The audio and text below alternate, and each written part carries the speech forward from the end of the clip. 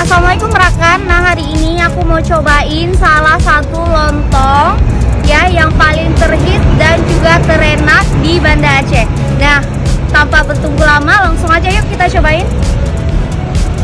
Nah kakak, jadi untuk lontongnya ini ada lontong apa aja?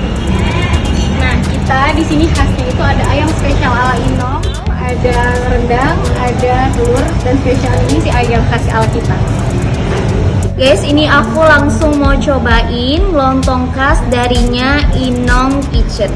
Nah, gimana rasanya? Langsung aja ya kita cobain. Untuk lontongnya itu banyak banget. Di sini ada ayam dan juga ada telur. Mari kita cobain.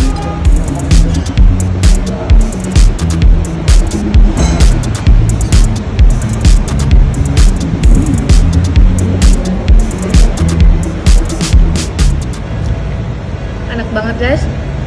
Jadi untuk bumbunya sendiri berasa banget.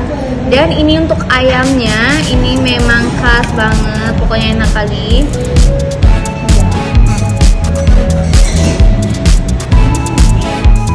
Kakak, untuk bulan puasa sendiri buka? Ya, buka kita buat bulan puasa kita buka dari jam 4 sampai habis maghrib buat buka puasa, sama nanti habis tarawih kita juga akan buka kembali. Jadi di sini juga ada brulebung. Ini makanan atau cemilan khas dari Inong Kitchen. Nah, langsung kita cobain ya. Ini full mozzarella.